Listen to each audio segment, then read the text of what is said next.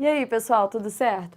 A gente vai falar um pouco aqui sobre alguns tipos de poluição atmosférica, tá? De poluição do ar. E a gente vai ver como a ação antrópica, ou seja, como a ação do ser humano, interfere no equilíbrio do ecossistema, certo? Dos ecossistemas do nosso planeta, e como isso é prejudicial, justamente, inclusive, para a própria humanidade, como isso volta para a gente, tá? Então a gente vai estudar um pouco alguma dessas poluições do ar. E a gente vai começar justamente pelo aquecimento global, tá? Mas antes da gente entender o que é o aquecimento global em si, a gente vai falar sobre um outro processo, que na verdade é um processo natural. A gente não vai chamar isso de poluição do ar, tá? Que é justamente o efeito estufa, tranquilo? Pessoal, o que seria isso? Gente, basicamente quando a gente olha o nosso planeta, a gente vai verificar que existe uma camada, certo? Uma camada atmosférica, ou seja, uma camada de vários compostos gasosos, certo? Ao redor do nosso planeta, beleza? E, pessoal, quando a gente fala nessa camada de gás, a gente vai chamar essa camada de camada estufa. A gente já vai entender por quê, mas tem justamente a ver com o processo natural, que é o efeito estufa, beleza? E essa camada ela é composta principalmente por 3 tipos de gases. Na verdade, existem 2 gases principais que aparecem em maior quantidade, que é o gás carbônico, né, o conhecido gás carbônico, e a gente vai ter o gás metano, beleza, gente? Lembrando que, pessoal, quando a gente observa aí o gás carbônico, a gente consegue pegar aí 2 origens de liberação de CO2 para a atmosfera. Lembra delas? A gente vai ter a respiração aeróbica. Então, a própria respiração promove a liberação de gás carbônico para a atmosfera. E a gente pode pensar também no processo de decomposição. Lembra, gente, na transformação de matéria orgânica em inorgânica? Uma das matérias inorgânicas liberadas é justamente o CO2, que vai lá compor a nossa atmosfera, a nossa camada estufa. O gás metano, ele é originado a partir de uma fermentação, de um processo metanogênico. Pessoal, lembra quando vocês estudaram relações ecológicas, que existe justamente uma delas que ocorre entre mamíferos ruminantes e entre bactérias metanogênicas? Essas bactérias fazem um processo de digestão da celulose para os animais ruminantes, certo? Para a vaca, por exemplo. E durante esse processo é liberado gás metano, que sai justamente, gente, nas flatulências das vacas, beleza? E isso vai para a atmosfera. Então a gente pode pensar, por exemplo, né, na pecuária, certo? No gado, na flatulência justamente, é a origem de um processo metanogênico. E por último a gente vai encontrar óxidos nitrosos. E aí, quando a gente fala em óxidos nitrosos, a gente já não está mais falando de um processo natural. Tranquilo, gente? Isso aqui tem a ver com combustíveis fósseis. Então, quando a gente fala em combustível fóssil, existe a liberação de de óxido nitroso para a atmosfera, tá? Vamos pensar nesses 2 gases primeiro, né, que são os mais importantes aí para compor a nossa camada estufa. Galera, imagina o seguinte, eu tenho aqui o planeta Terra e tenho essa camada de gases, onde eu tenho principalmente o CO2 e o metano, beleza? A Terra sofre um processo de radiação solar.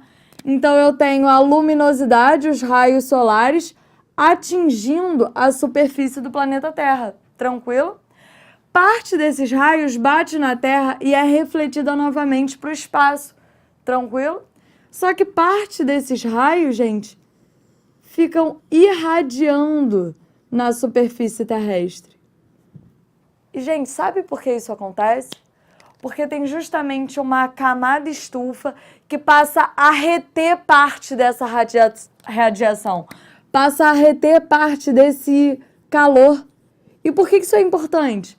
Basicamente para manter a temperatura terrestre permissível à ocorrência da vida.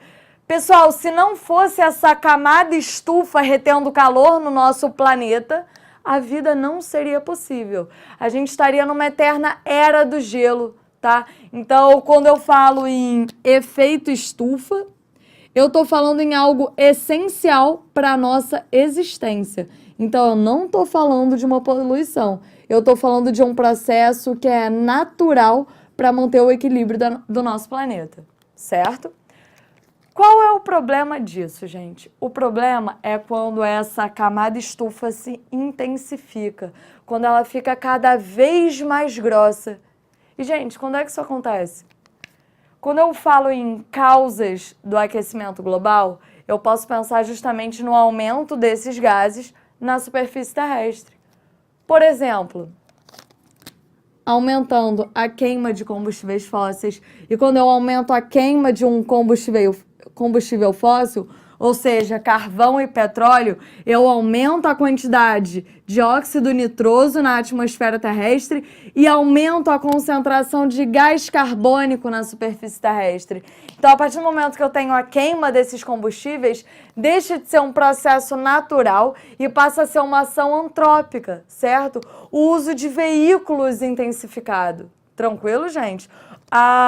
Justamente as fábricas, as indústrias, tudo isso libera uma maior concentração de gases para a atmosfera, tá? Mais uma causa do efeito estufa.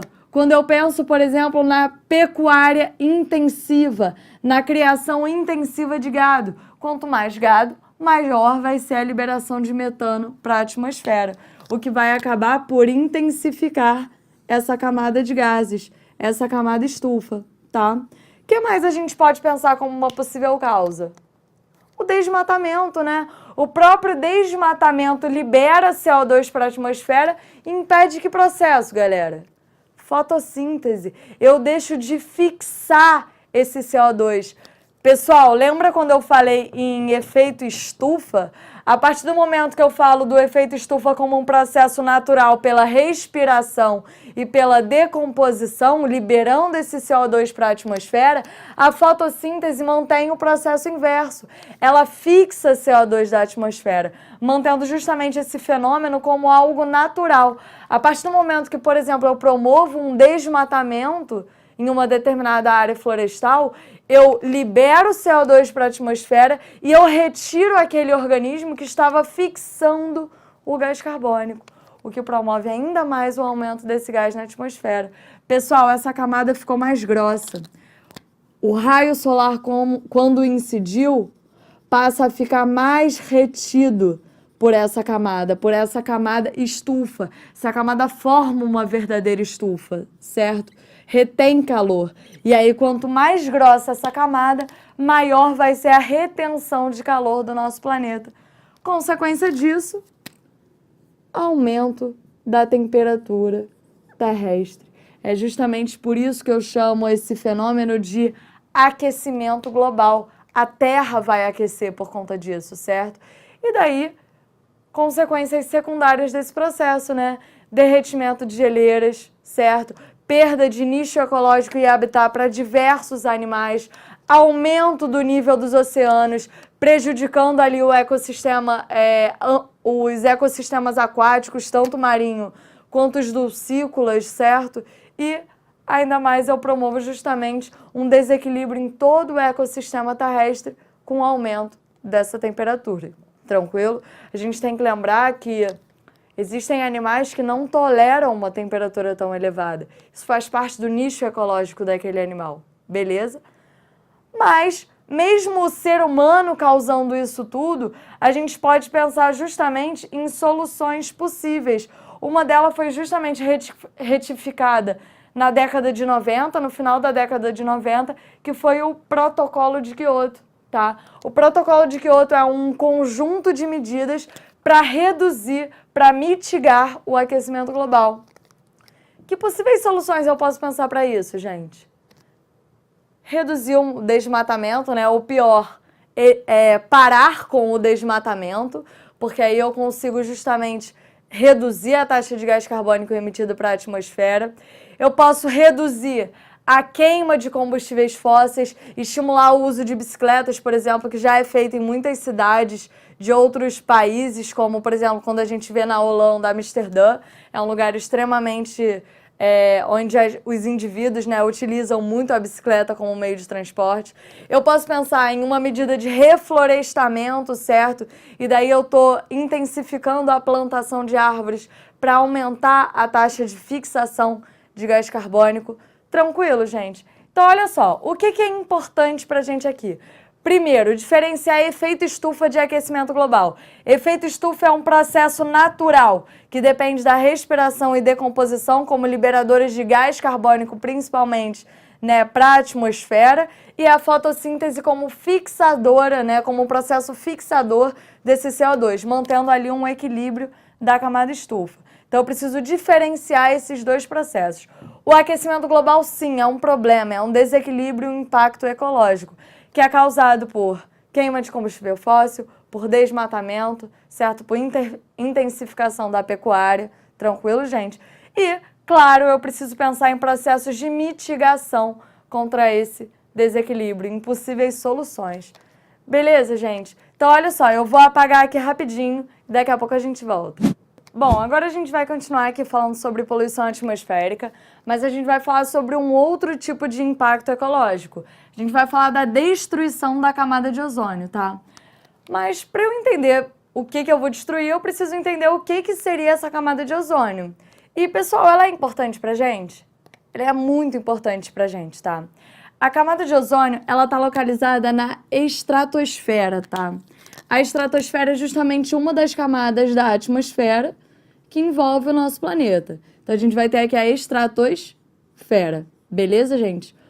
O ozônio, pessoal, é um gás do tipo O3. Ele é formado por 3 átomos de oxigênio, tá? E como é que ele se forma na atmosfera, na estratosfera? Bom, ele vai se formar a partir do oxigênio, beleza? Quando o oxigênio é liberado para a atmosfera, por exemplo, a partir de um processo fotossintetizante, a gente vai observar a incidência de radiação ultravioleta. A incidência de radiação ultravioleta no oxigênio acaba por promover uma reação química na qual a gente vai ter a formação do ozônio, beleza, gente? Então, a gente tem como se fosse uma transformação química do oxigênio em ozônio devido à incidência de radiação ultravioleta que ocorre na atmosfera, tá? Se a gente pensar lá na Terra primitiva, onde a gente não tinha oxigênio na atmosfera, a camada de ozônio também era inexistente, tá? E aí, por que isso era importante? Porque, pessoal, o papel da camada de ozônio hoje é justamente proteger contra a radiação UV. Então, a gente pode colocar aqui uma proteção contra raios UV. E, gente, radiação ultravioleta é extremamente mutagênico. A gente pode ter justamente muitas doenças derivadas disso, como o câncer de pele, certo? Quando a gente pensa no câncer, a gente está pensando em uma proliferação desenfreada de células, que muitas vezes ocorre por um processo de mutação orientado pela radiação ultravioleta, beleza? Então, a radiação UV ela é extremamente mutagênica, tá? E por que eu falei que seria importante, de repente, não haver camada de ozônio lá na Terra primitiva? Porque, gente, foi justamente a incidência de radiação UV e o aumento da taxa de mutações que permitiu a vida na Terra, a evolução da vida na Terra. Beleza? Agora, hoje, pra gente, isso é extremamente importante. Então, a camada de ozônio exerce uma proteção contra a radiação UV porque causa muitas mutações. Tranquilo? E aí, pessoal, o que acontece? Lá na década de 30, tá? 1930, mais ou menos, quando justamente estava explodindo os processos industriais, a industrialização, e mais uma vez a gente vê aí a ação antrópica, né, num desequilíbrio ecológico, a gente observou uma alta taxa de liberação de CFC. Galera, CFC é justamente um composto clorofluorcarboneto, certo? Que são lançados na atmosfera, porque eles estão presentes, por exemplo, em spray, ar-condicionado. Tranquilo, gente? Spray que eu digo, né? Aquele spray aerosol, tipo de desodorante. Hoje em dia, é claro, não existe mais a fabricação de desodorante com CFC, certo? Na própria fabricação de isopor, a gente vai encontrar a liberação desse composto para a atmosfera, tá?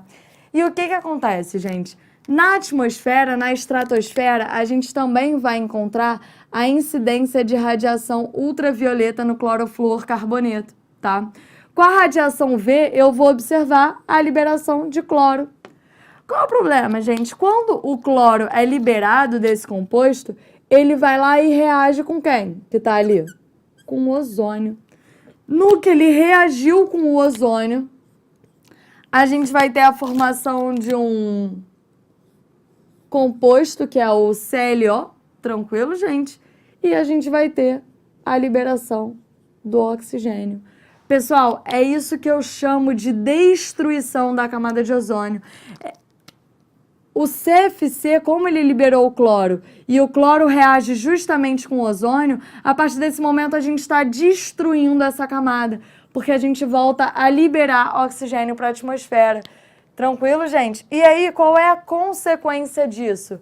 Pessoal, a gente deixa de ficar protegido contra a radiação ultravioleta, o que pode justamente aumentar o índice de incidência de radiação V, aumentar o índice de mutações no nosso planeta, e aí isso pode, por exemplo, até aumentar o índice de câncer de pele, já que é decorrente dessas mutações. Tranquilo, pessoal? E aí, bom, pensando em possíveis soluções, a gente pode pensar em justamente reduzir a liberação de CFC para a atmosfera e de outros compostos capazes de destruir a camada de ozônio devido à importância que ela tem no nosso planeta, tá? Pessoal, não só a humanidade é afetada pela incidência maior de radiação V, como vários outros animais, certo? Vários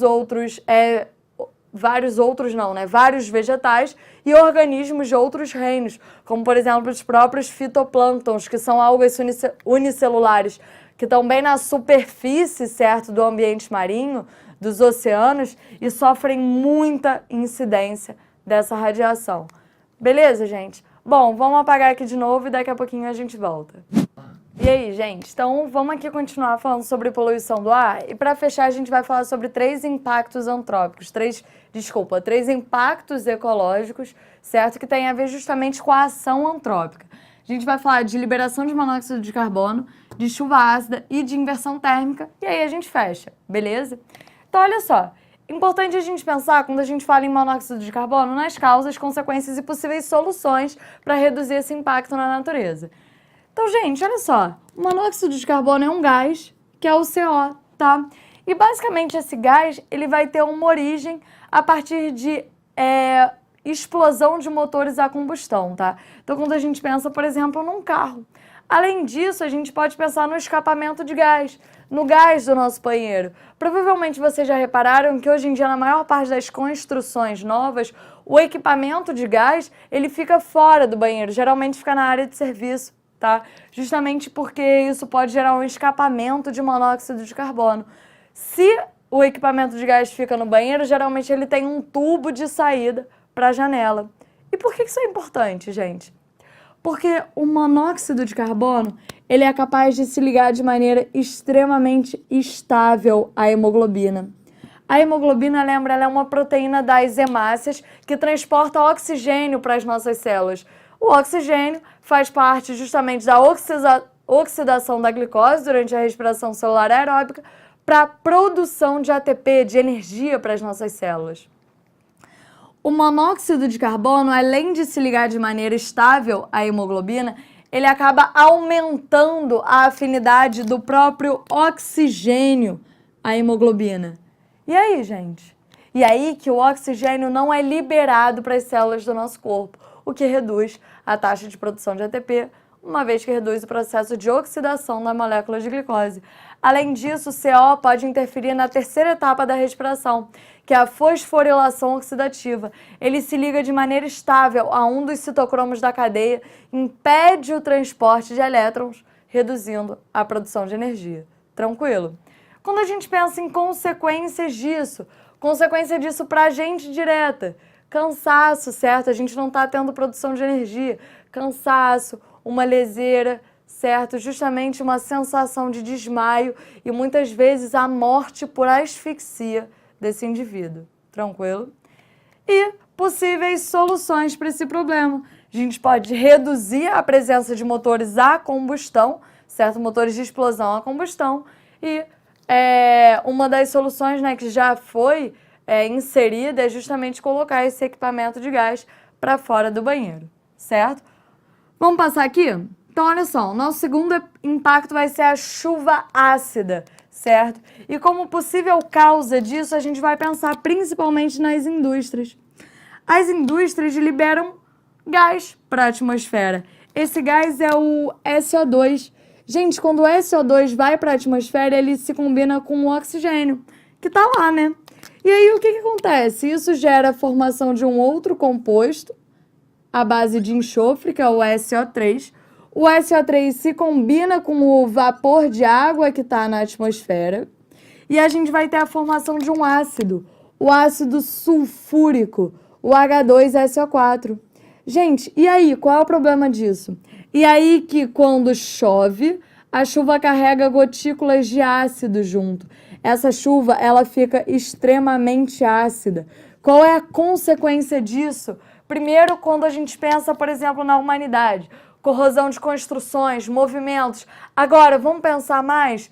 A chuva ácida altera o pH do solo, altera o pH da água. Então, a gente está impactando o ambiente terrestre e o ambiente aquático, impactando a sobrevivência de diversos organismos que dependem desse local. Gente, lembra que o pH é extremamente importante para a sobrevivência de um organismo. A alteração de pH pode justamente causar danos a essa sobrevivência. Lembra que quando a gente falou de nicho ecológico, cada espécie tolera um tipo de condição específico e o pH entra em uma dessas condições. Solução. A gente pode pensar, por exemplo, em colocar filtros na chaminé das indústrias que retenham esse gás. Tranquilo, gente? Posso passar para o último? Vamos lá. Inversão térmica. Primeiro a gente precisa entender o que seriam correntes de convecção, tá? Pessoal, eu sei que o ar quente é um ar menos denso e por isso ele tende a subir. E o ar mais frio, né? Como a atmosfera é bem mais fria, tem uma temperatura mais baixa, no que esse ar quente sobe, ele resfria. E o ar frio, como é mais denso, tende a descer. Isso cria uma corrente de convecção de ar que acaba por justamente dispersar partículas atmosféricas, partículas do ar, inclusive partículas de poluição, tá? O que é justamente importante para não concentrar a poluição onde existe a maior concentração de vida no nosso planeta. Só que, pessoal, muitas vezes acaba que uma massa de ar quente interpõe a massa de ar fria. Isso enfraquece as correntes de ar, as correntes de convecção e faz com que exista uma maior retenção de poluentes, certo? Na parte mais baixa da atmosfera. E aí isso pode causar justamente a morte de milhares de organismos. Além disso, isso causa uma retenção de calor, já que o ar quente ele não consegue subir. Tranquilo, pessoal? É isso que a gente vai chamar, então, de inversão térmica. Então, gente, fechamos aqui. Vimos 3 tipos de impactos ecológicos relacionados à poluição do ar, tá? Lembrando que a gente precisa fazer a correlação entre as causas, as consequências e as soluções de todos esses problemas que a gente viu e daqueles outros que a gente tinha visto anteriormente. Então é isso, pessoal, e até a próxima!